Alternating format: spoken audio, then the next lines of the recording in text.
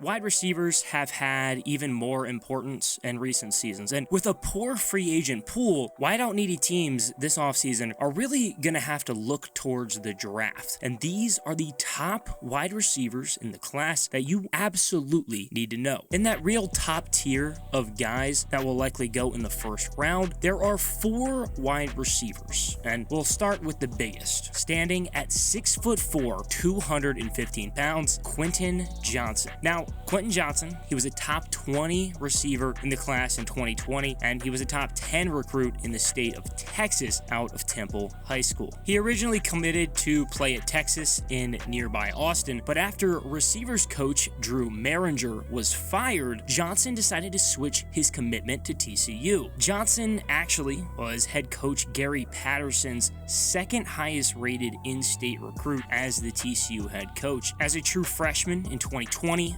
Johnson played in 9 games. He had 22 catches for 487 yards and ended up setting a Big 12 record with 22.1 yards per reception. He also became the first true freshman for TCU this century to record back-to-back 100-yard games, both of which actually came in the last 2 games of the season. Then as a sophomore, Johnson ended up leading the team in receiving yards, catches, and touchdowns over 9 games. His best outing ended up coming against number 6 Oklahoma. He ended up catching 7 passes for 185 yards and 3 touchdowns. Johnson ultimately ended up being named first team All Big 12 for his efforts. Then came his breakout 2022 season, and TCU was real good. Though he didn't top 50 yards in his first 4 games, Johnson exploded for 206 yards and a touchdown at Kansas. He followed it up with 180 yards and a touchdown the very next week against Oklahoma State, and Johnson just continued to be a force in the postseason. He went for more than 100 yards in the Big 12 title game against Kansas State, and then more than 150 against Michigan in the college football playoff semifinal. He ended up having a 76-yard touchdown and was named the semifinal offensive MVP. Then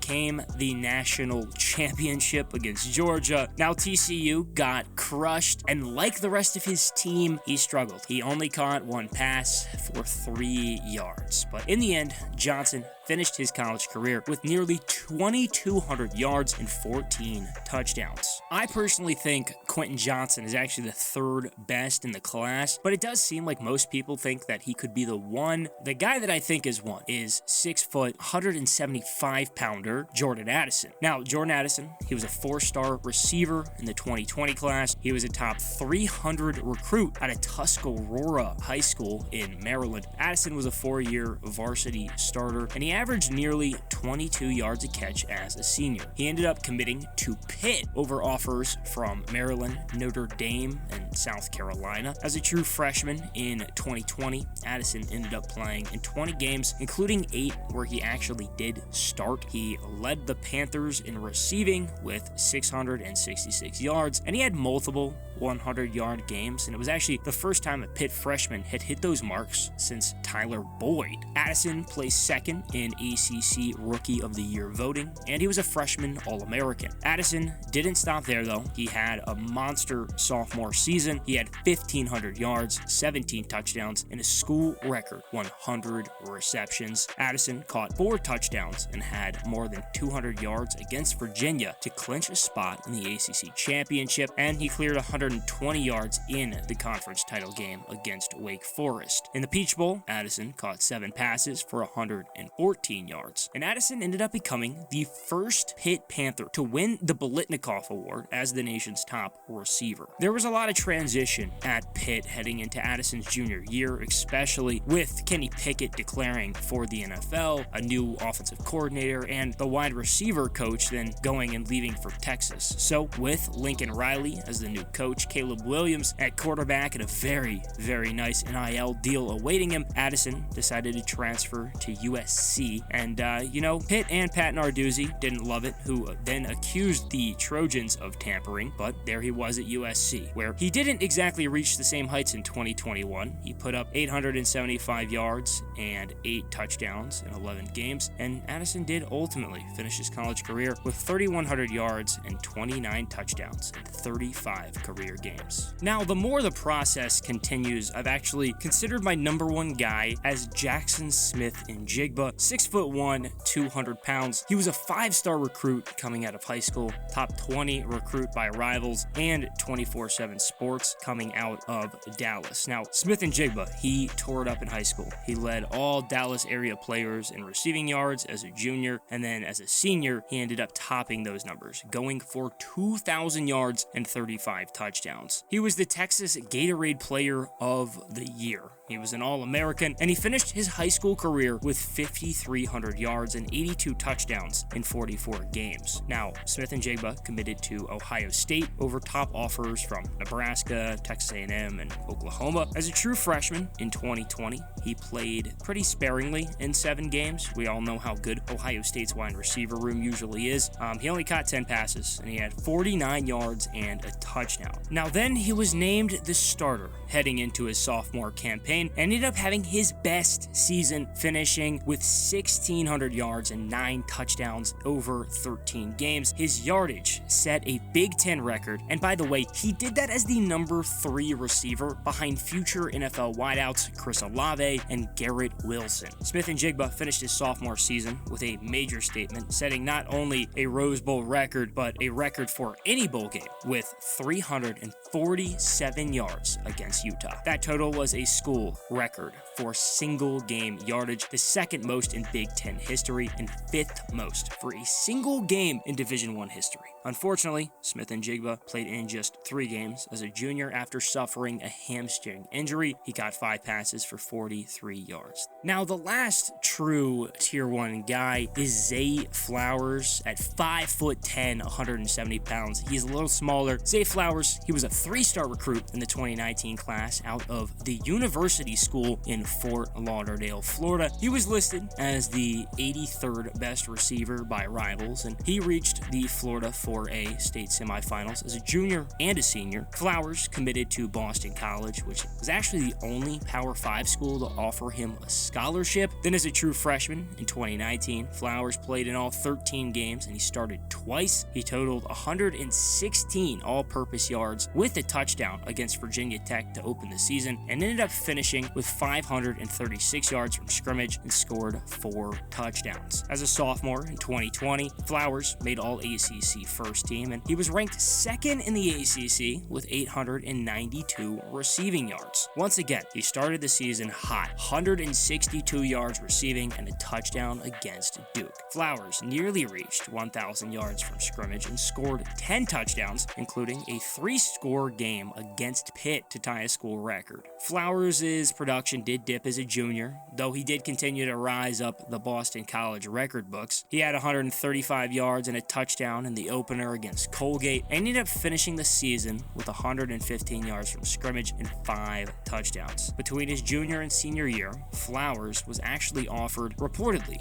$500K in an NIL deal to transfer, but he decided to stay at Boston College, which was the only power school that believed in him out of high school. Flowers delivered on that belief big time as a senior. He topped over 1,000 yards receiving with a school record 12 touchdowns. Flowers ended up finishing his college career as BC's record holder in career receptions, receiving yards, and touchdowns. That leaves this second tier of guys, which is essentially 3 guys that are all going to go reasonably high. 1 or 2, probably just 1 will sneak there into the first round, but ultimately we're going to have to wait and see. And to start that off, we're going to go to, staying in the ACC, Josh Downs. Josh Downs was a 4-star prospect ranked as a top 30 wideout and top 200 player nationally in the 2020 class. Downs had 3,000 yards receiving and 32 touchdowns during his time at North Gwinnett High School, right outside of Atlanta, and he played in the All-American Bowl. Downs committed to North Carolina over top offers from Georgia Tech, Michigan, and NC State. As a true freshman in 2020, Downs played in 10 games and finished the year with 7 catches for 119 yards and 3 touchdowns, his first coming at NC State. Downs broke out big time in his sophomore year. He set school records with 101 receptions and 1,300 yards receiving. His 735 yards after the catch actually ranked 3rd nationally, and he topped 200 yards in a game against Virginia. Downs was named first team All-ACC and was a Biletnikoff Award semifinalist. Downs ended up being a force yet again as a junior. He led the ACC in receptions and receiving yards en route to another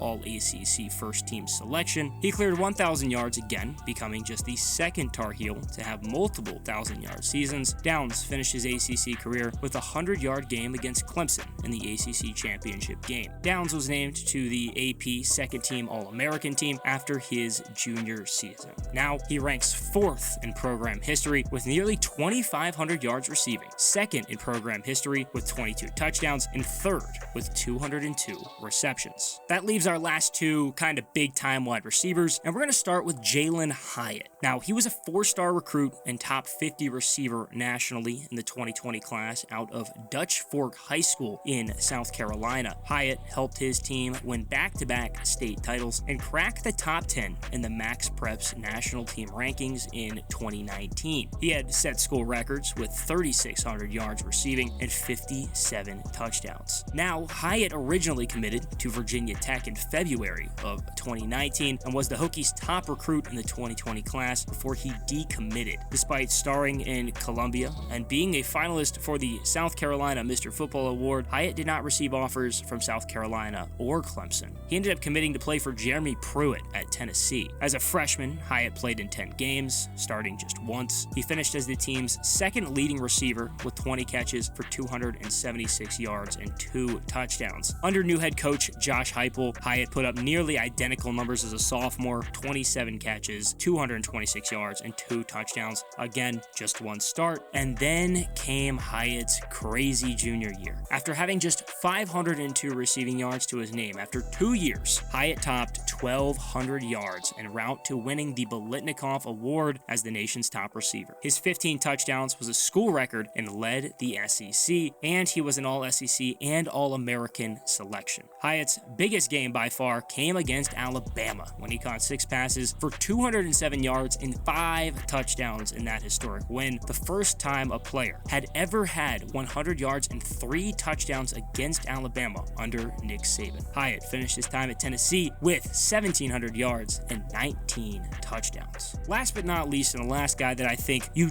absolutely need to know is KeShawn Booty. Booty, yes, he was a 5-star recruit out of Westgate High School in southern Louisiana. He was the top recruit in the state and a top 10 receiver nationally in the 2020 class. As a high school senior, Booty had 1,000 yards receiving and nearly 900 rushing with 27 total touchdowns. He committed to the Tigers of LSU and he represented them in the Under Armour All-American game. Booty ended up playing in all 10 games as a true freshman in 2020 and he started 5. He led the team and was 5th in the FCC with 735 yards, including 3 straight 1,000-yard games to end the season. Against Ole Miss in the season finale, Booty set an SEC single-game record with 308 yards and also scored 3 touchdowns, and that was a game that really helped him earn a spot on the All-SEC freshman team. Now, Booty played in just 6 of 13 games as a sophomore in 2021 after suffering an ankle injury, though he did still lead the team with 509 yards and 9 touchdowns receiving. He opened the year with a huge bang against UCLA with about 150 yards and a touchdown, and he scored in each of the season's first 5 games. Ahead of his junior year in 2022, Booty was named to the AP preseason All-American team, but he didn't really live up to that hype through the beginning of the season. Now, he failed to reach 45 yards receiving in the first 5 games of the year. Booty did end up clearing 100 yards twice all year at Florida and at Georgia, and only topped 50 yards one other time, a home win against Alabama. He scored twice as a junior, and he finished his LSU career with nearly 1,800 yards and 16 touchdowns in 27 games. Booty is a hot name, but I don't really buy him necessarily to the same extent as some of these other guys, but at the end of the day, the draft really can just be a crapshoot, so who knows what will come the NFL draft.